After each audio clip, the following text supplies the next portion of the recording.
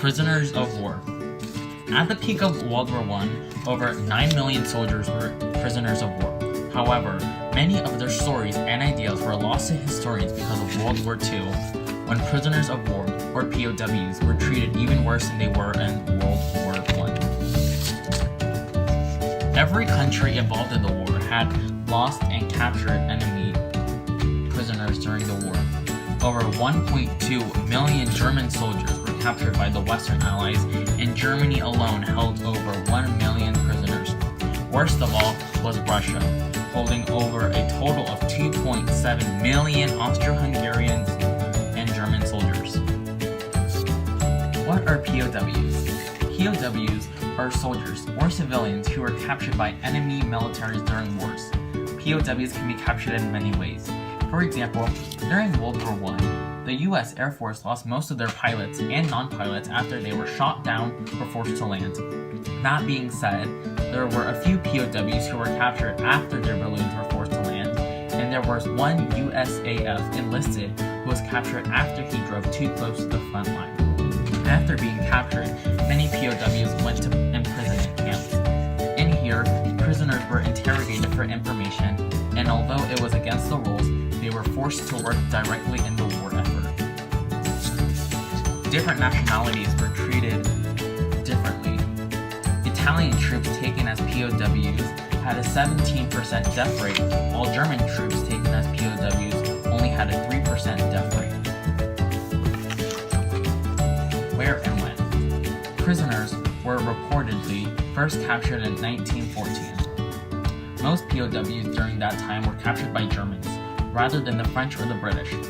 By 1916, British, French, German, Austro-Hungarian, and Russian troops held permanent units of forced laborers in their imprisonment camps and outposts. At many of these imprisonment camps, the prisoners were treated based on their location.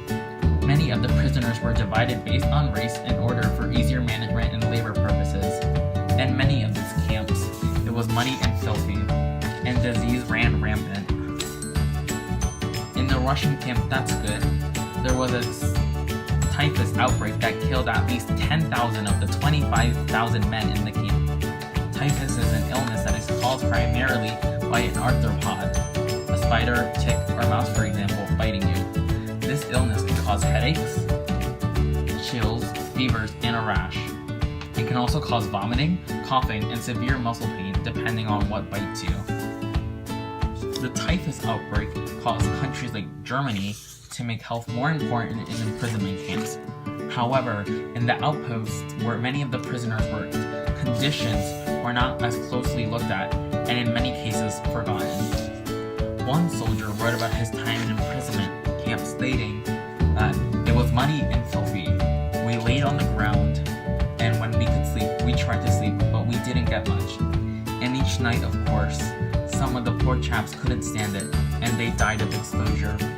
But the guards used to come in the morning and look around to see if any had died in the night, pick them up, and take them to where they dug a long sort of trench at the side of the wire cage, and each morning the dead were thrown in there.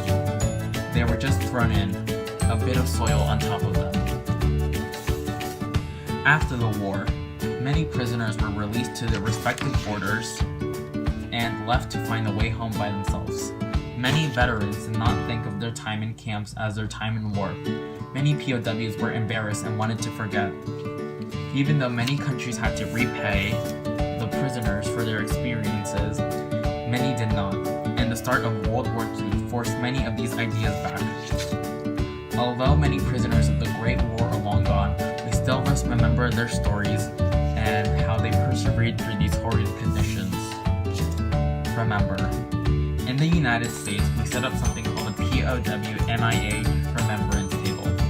Though the POW and MIA table tradition began after the Vietnam War, that does not mean that we cannot remember the World War I POWs and MIAs with a small but meaningful ceremony.